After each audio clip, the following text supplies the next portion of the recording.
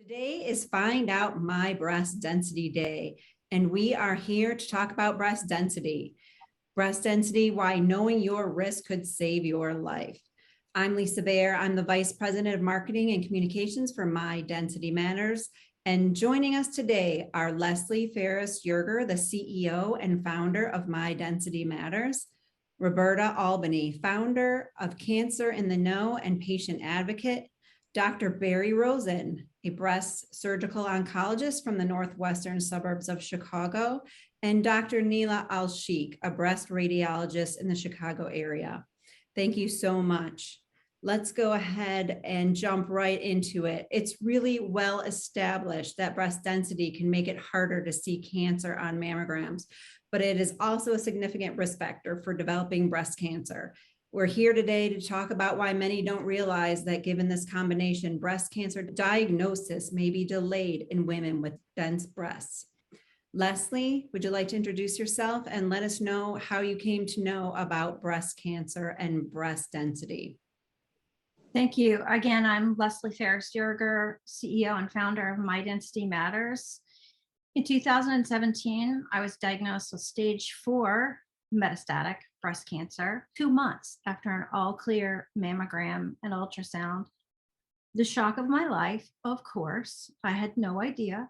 But as I came to unwind what happened and understand the diagnosis more, I came to realize that I have dense breasts, and therefore it makes cancer harder to find in mammograms. And so that's how I first came to know about this. And since then, I've learned a lot and founded My Density Matters so that more people can know this information. Thanks for joining us today. Glad to have you here. Roberta, would you like to introduce yourself? Give us a little bit of background on how you first learned about your breast cancer and breast density. Hi, thank you for having me. My name is Roberta Albany. I'm the founder and CEO of Cancer in the Know, and I'm also a patient advocate. I came about my breast density back when I was 30, when I had to have a partial hysterectomy. So I knew back then I had dense breasts, but truly didn't understand it. I just figured it was, fatty tissue and just went on about my business. So back in April of 2013, I had a mammogram and they said it was clean, and I went on about life. And around by October, November, I was having issues with my breast again. So I did a self-exam of myself, found a lump, went back to my GYN doctor, had an appointment, but this time she did a mammogram and an ultrasound. And it was the ultrasound that found the lump as well as myself. And they finally said that the mammogram in 2013 of April didn't pick up my cancer because my breasts were really, really dense. So this is how I understand breast dense. Wow, thanks for sharing that. Dr. Al-Sheikh? Thank you so much for having me today. My name is Dr. Al-Sheikh, and I'm the radiology director at Advocate Lutheran General Hospital and been in practice a little bit over a decade. What we're looking for as radiologists tend to be sort of white lumps, white areas of calcification, and they do become exceedingly hard to see in patients who are extremely dense, where you're looking for something white and essentially you're looking at a whiteout on the mammogram. So over time, we've had multiple new ways of looking at the breast in the past 10 years. We now have 3D mammography, we now have adjunct whole breast ultrasound, we have increasing use of breast MRI.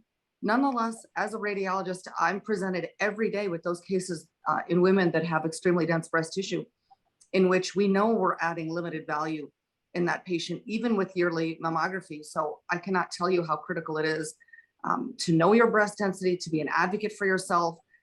Your physician will always be an advocate for you, but it is a shared conversation. So I'm thrilled to be spreading some awareness today amongst friends and colleagues. Coincidentally, the way I first got to know Lesley was through her phenomenal book, Probably Benign. As a physician, I'm in a position every day to learn from my colleagues, from the scientific literature, and most importantly, from my patients and from friends like Lesley. And I highly encourage all of you to read this book. I learned so much and I was so humbled by it. And I will never forget the lessons that I learned from this book and from Lesley with each passing day that I get to know her. So thank you all. Wow, thank you so much for being here today. And Dr. Rosen.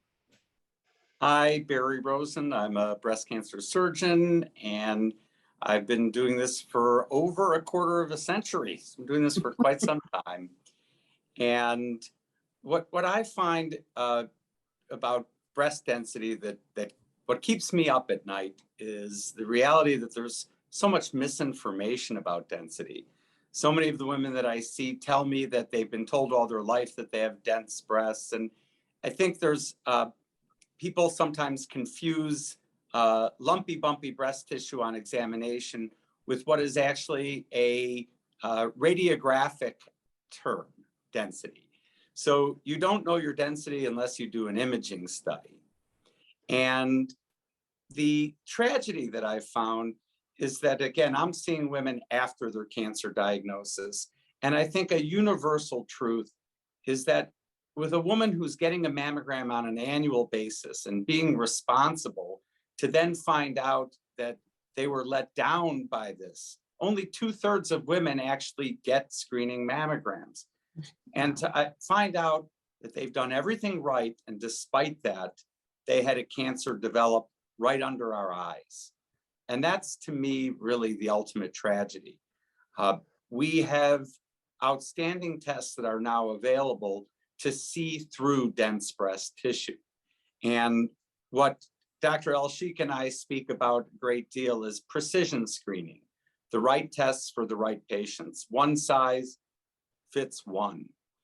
And so we now have ways to see through the dense breast tissue and find the cancers that we'd otherwise miss. So we need to educate the public about the importance of density, both with respect to it masking cancer and as an independent risk factor for cancer. Wow. Sounds like what happened to Bobby and Lesley. You know, Dr. Rosen, as a breast surgeon, you know, what impact are you seeing? And what if someone's listening today, they really want to understand what they could do right now as far as taking charge of their screening? What would you tell them? Sure. It's as simple as ABCD. It's what you learned in kindergarten.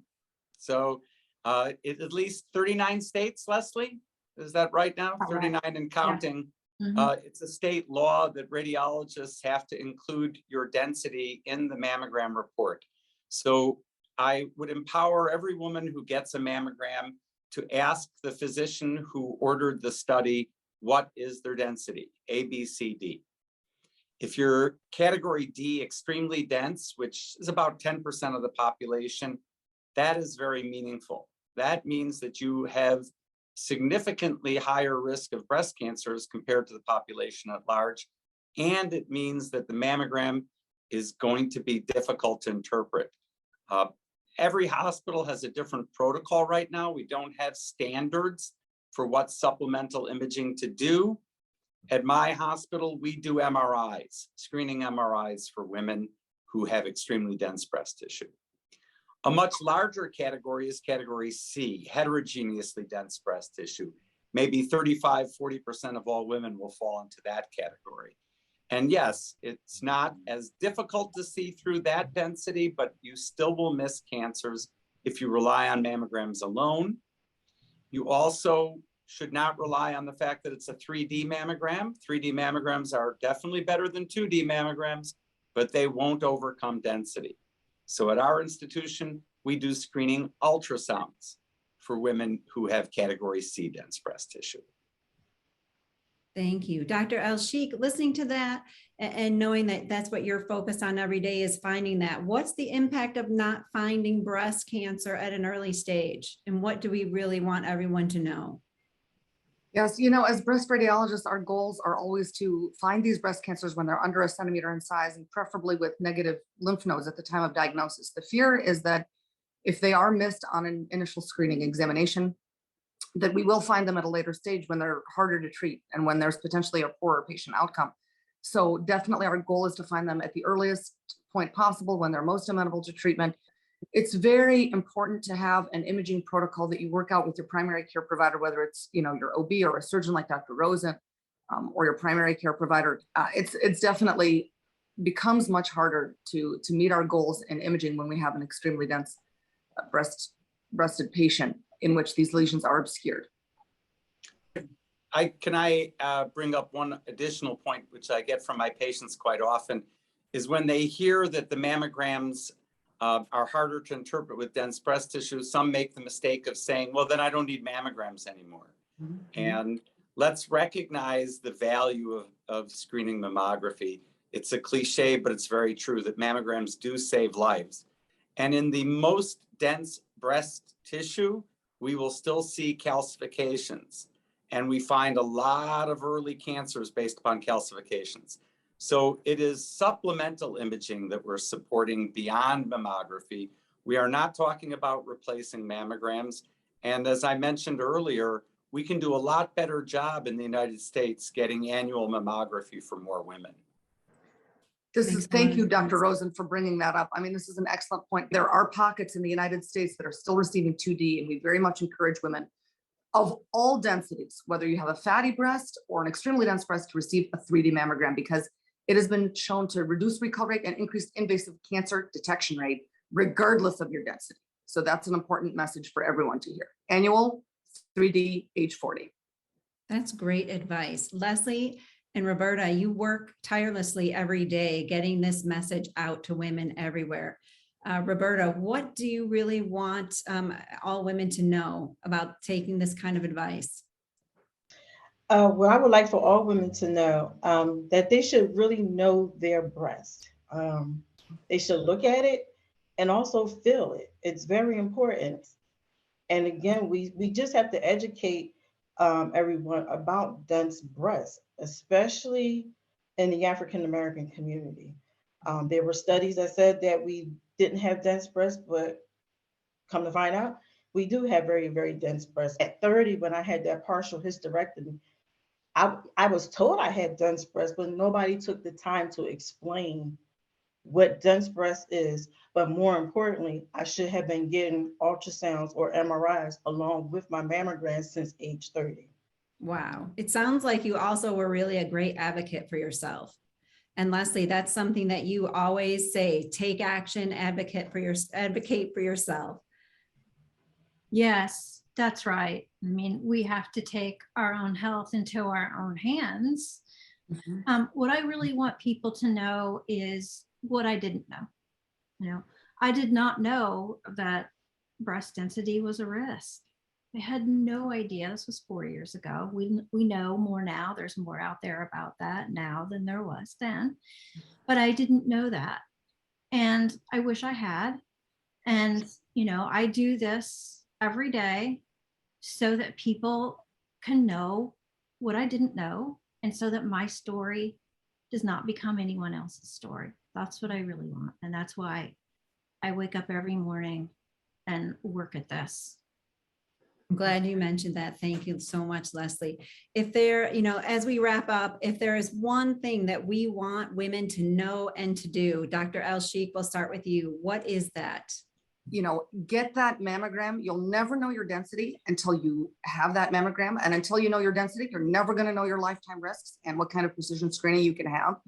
So the most important advocate for a patient is themselves. I cannot stress that enough. We're here for you as a resource.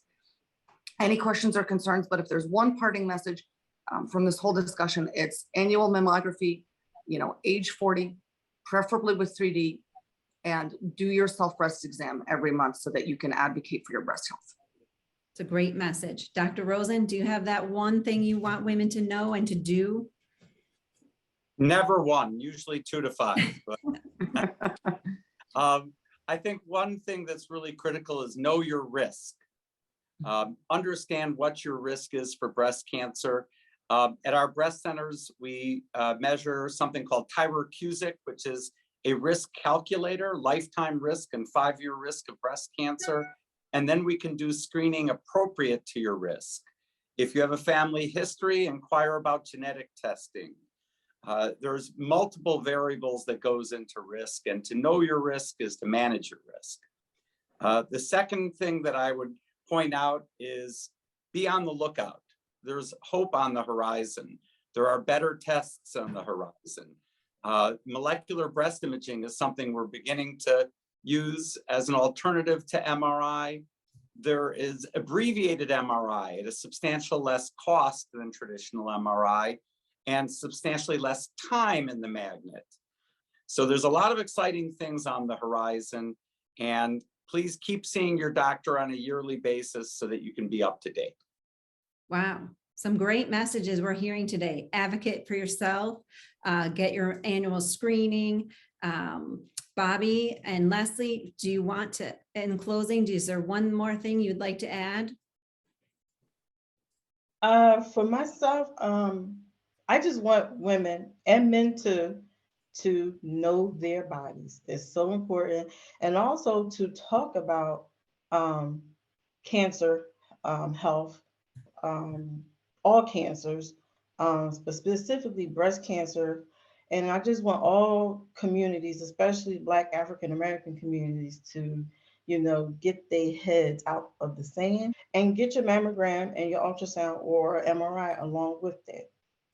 Great. Lesley, well, let the last one be with you. It's Find Out My Breast Density Day. So find out your breast density if you don't know it. And how do you do that? You have to get a mammogram. So whether you've never had a mammogram, or you're overdue for your mammogram, or you haven't done it because of COVID, you're in good company.